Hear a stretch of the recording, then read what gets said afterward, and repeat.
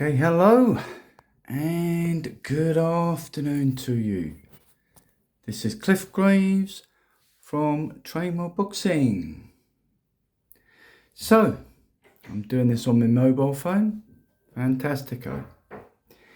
I want to talk to you today, this afternoon, about something serious. Very, very serious indeed. I don't want to make this a long liturgical video, right? But I just want to have my say. And I wondered perhaps what you lot out there think. When you're learning a new skill in life, you need to practice it, right? Don't you? Think of anything you like. Driving your car, reversing round the corner. I can remember I practiced with my driving instructor hundreds and hundreds and hundreds of times, literally, again and again and again and again and again, reversing round that same corner. What about circus artistes?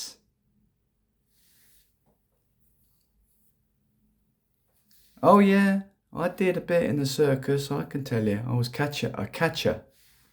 And I can tell you something, Jerry Cottles, right? I can tell you something for nothing, right? Those artists, they will practice day in, day out, day in, day out, week in, week out. They will practice, practice, practice, practice, practice, practice, practice. What about on Strictly Come Dancing? What do you think they're doing all day? They're practicing, practicing, practicing, getting that move, remembering that side step. Because when they go out on live TV, it's all a bit of a stress, isn't it? And, oh shit, I don't want to balls up sort of thing. So they train it. I've done martial arts training before, boxing. Training it, slip the jabs, on the slip rope, on the pads. All of it is training, practice. Because when you get up in that ring and you face your opponent in a proper tournament, boxing tournament, which I know a little bit about, and he wants to take your head off, your opponent standing in that opposite corner to you wants to take your head clean off. If you haven't mastered slip the jab, roll, you're going to get your head taken off. And that takes practice, and a lot of it, folks. A lot of it. So we have to be realistic in life, and sometimes that can hurt badly. Really badly. Really badly.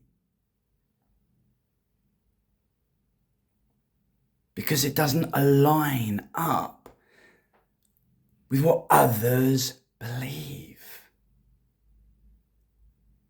So if you're taking a full-on responsibility, folks, right? A full-on responsibility of trying to keep people safe from sharp-edged weapon attacks, which are increasing on the street. And I'm just going to remain silent for several seconds in remembrance of the innocents that have succumbed.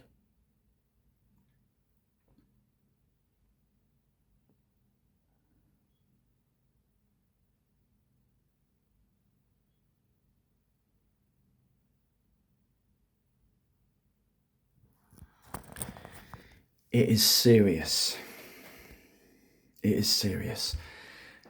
And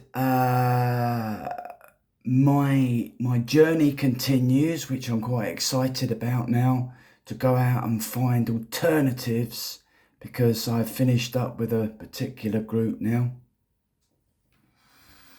And it was beginning to get quite toxic and bitter, I thought, towards the end. When all I wanted to do was train more, not less, more. Because I wanted to practice, and practice. But that was denied me. And it all comes down to another human being letting another human being down, which in this case has happened. It has not been anything to do with me saying anything derogatory about the system. It's just saying, I want to train some more. Now, had it been a group class, I would have put myself out within the class and said, do you fancy just going through so-and-so technique? This 15, 20 minutes, you can come to my place or I'll come to yours. There's no need to pay for a venue. We'll be left alone if you come to my place. It's very peaceful, very quiet. And we'll train it. That's all we'll do. We won't do any fitness stuff. We'll just train it. I don't know why.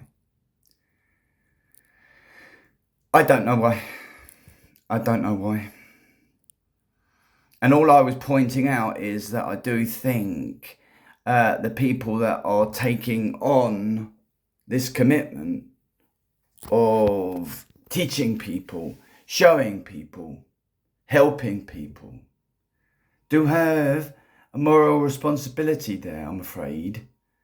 And that is to ensure that your students are not sort of under a false pretenses.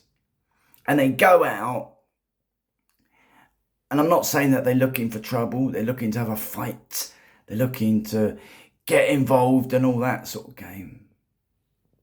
But they could have a situation which they believe their once a week training is going to keep them safe and they get themselves killed. And what I would say is